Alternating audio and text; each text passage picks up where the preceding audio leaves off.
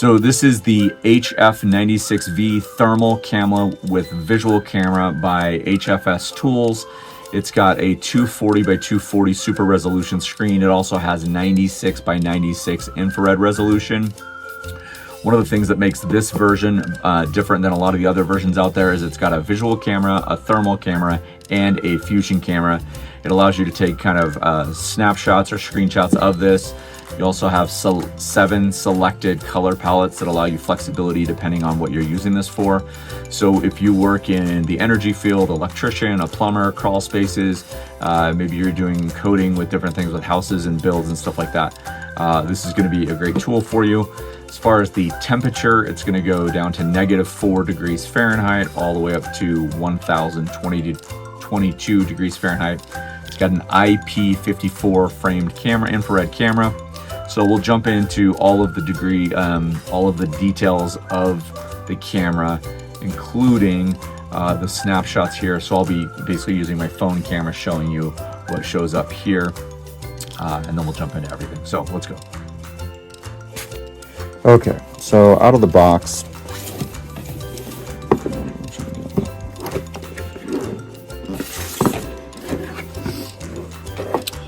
you're going to get a thank you with an email. You're going to get user manual, go through all the details, has different languages, talks all about setting up everything here. You can see all the details here as far as your live view, thermal, your power on, stuff like that. So here is the actual camera itself. So just want to give you some measurements. So it's about 7-8 inches long. It's max, it's 3 inches thick, and then probably 2 inches wide. Yeah, 2 inches wide. Here's your LCD screen here that has all the stuff here. Peel that off and set this here. Again, this is the HF96V version. Imagine this is going to be your charging cable. And hopefully it's what I think it is, and it is. Oh, nice, it gives you a dual adapter, right? So you can see here you've got a USB-C, classic USB, and then you've got another USB-C here. So you can go USB-C to USB-C or classic USB-C. Let's just pull this out really quick. Unwind this. I'm going to say we're 4 feet on our cord. Yeah. 4 times 4, yeah. So 4 there. And I'm just going to turn this on really quick and see if we have any juice in it.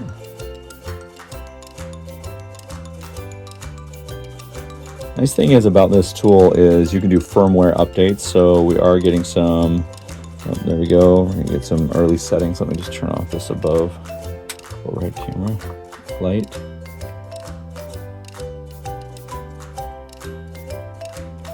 And we're gonna do 12-hour time. And you can see we're already getting some thermal activity as I turn this around. You can see there's my hand underneath it right there.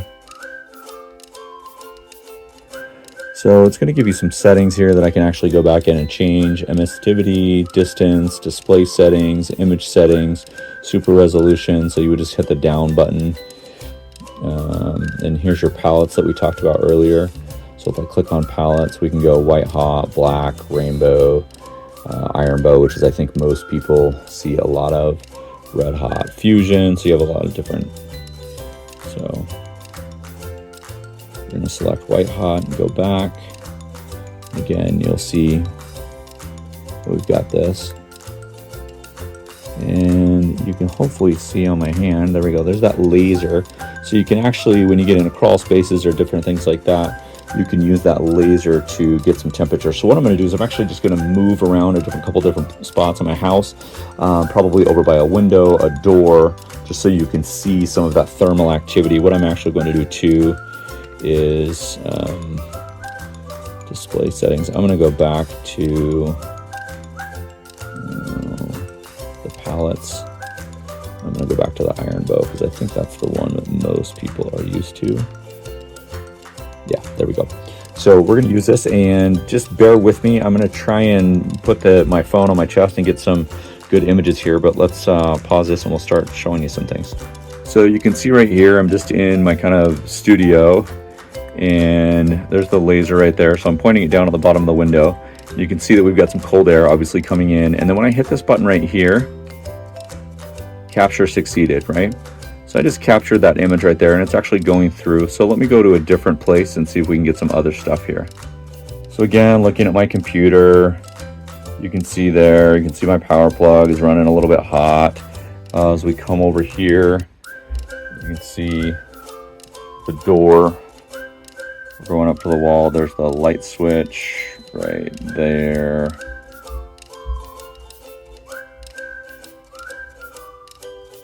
Pull it back a little bit so you can see. There's a light switch right there as we get closer to the door. Pretty good. All right, we've got this corner right here. We go down a little bit lower. You can see right there. So let's go in and get some pictures of some pipes and different things like that so you can see which one's running which. Okay, again, so you can see we've got our furnace here. You can see here, we're going to jump over to our water heater, and you can see right here as we go up, you can see, sorry, which pipes are running hot water, which are running cold. And you can see on the actual, so we get back over to more pipes. The thing I really like about this is you can see that's actually identifying that pipe, right? So you can see that little blinking thing, and then again, when I pull the trigger, so I get over, it's showing me that pipe, and so I can just hit this, give me a distance again. If I go down, gives me a different view again. So this is kind of the deeper view. So there, and then back to our thermal, and then again you can see that I've got that laser right there, so I can point it right at directly what I'm at, and those little finders right here on the screen are going right at that piping. So pretty awesome tool. It's picking up all sorts of stuff. Man.